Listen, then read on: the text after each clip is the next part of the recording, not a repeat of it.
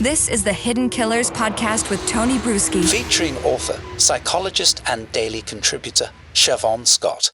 Rex Heuermann being charged with a fourth murder of one of the victims on Gilgo Beach. This one not all that unexpected to eventually be charged to him, and now it is. Maureen Brainard Barnes, who was 25 years old when she lost her life. Her body found on Gilgo Beach with the other three victims that Rex Heuermann is being charged with killing. Joining me to discuss the latest development, Shavaun Scott, psychotherapist and author. And I think it's a big surprise, like I said, for anyone that this charge was levied against him. What are your thoughts? It's another one. I'm just wondering how deep this is going to continue to go.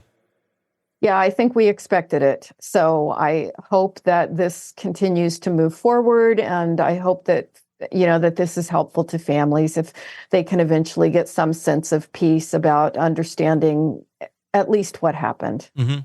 And that's the thing. I mean, the prosecution saying that now we're going to be moving on to about 6 other potential bodies to see if maybe we can connect something there. Who knows where that will go? Let's talk about the impact, though, of what was found on the body. Again, we have DNA that was found there. Again, it wasn't Rex Heuermann's. It was his wife's. On one of the other bodies, we also learned that his daughter's hair was found on one of the bodies. What's it got to be like for that family right now? Let's assume they have nothing to do with this. It was very much a hoarder house, so I would almost assume hair is probably on everything in that house. Yeah. So the fact that it made duct tape or a burlap sack, not all that shocking. But to have your own DNA discovered on the victims and you're not charged with anything, that can't be an easy pill to swallow. No, absolutely horrifying. And we'll go on the assumption, particularly with the kids, that they had nothing to do with any of this. Mm-hmm. And it's hard enough having a parent who's, suspected of doing something like this, because of course you carry half your parent's DNA. You feel like I am part of my parent, and it's absolutely devastating for people. And yeah, it's just that part of it is a nightmare. We wish that they would find his hair and, that the family could feel more of a sense of separation from it.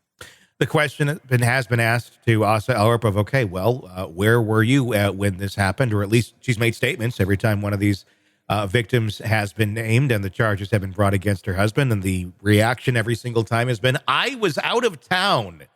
Okay. And if you can prove that with receipts of some sort, great. And I believe that has been done in some of these instances.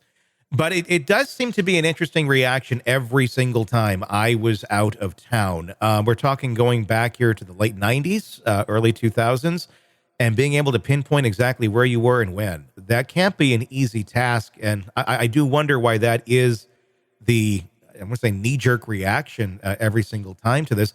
Maybe it's true, but if you were out of town every single time, why were you out of town every single time? Was there some sort of knowledge, I'm wondering, of that he liked to hang out with sex workers, not necessarily going and murdering them, like, honey, I'm going out of town so you can kill another one, but more so, was there some sort of arrangement here of he does this, I go out of town, and it's just kind of how it works? What are your thoughts on that? I mean, it's pure speculation.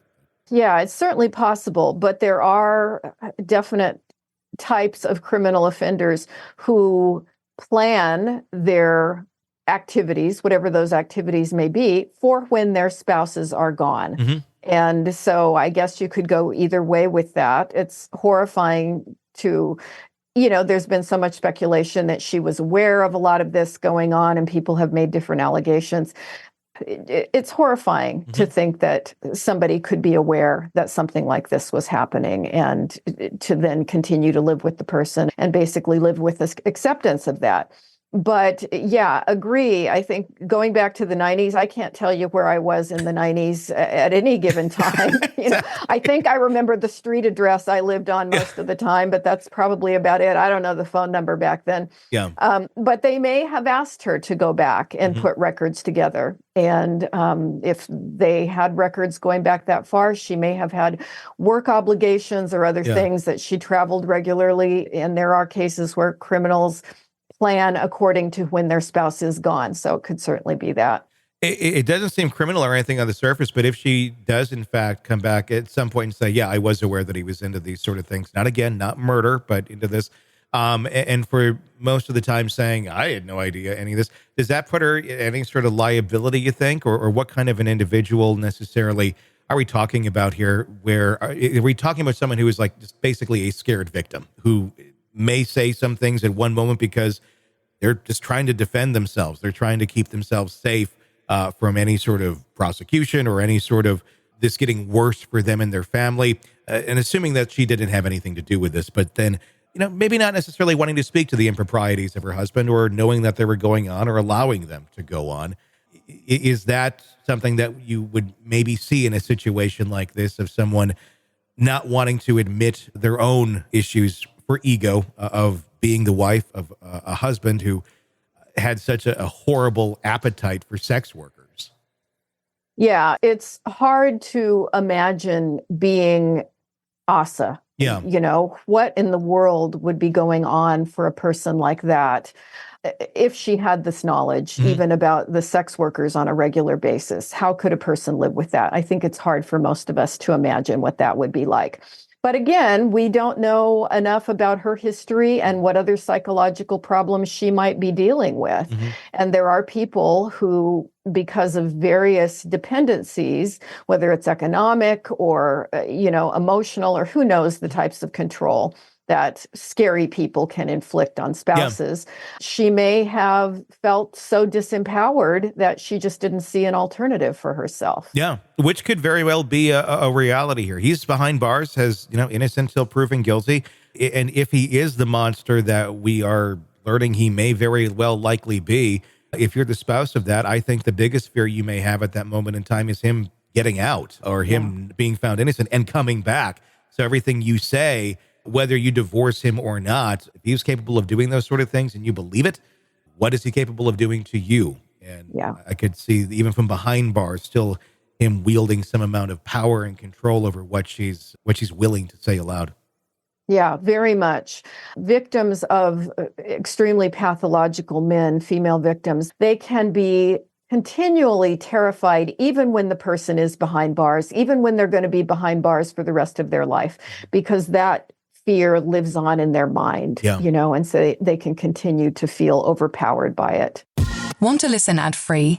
Want advanced access to all of our interviews before anyone else? Become a True Crime Today Premium Plus subscriber on Apple Podcasts. You get every episode commercial-free, so you can binge on true crime until you can binge no more. Search True Crime Today Premium Plus on Apple Podcasts now, or go to our podcast page and sign up now. More of the Hidden Killers podcast next.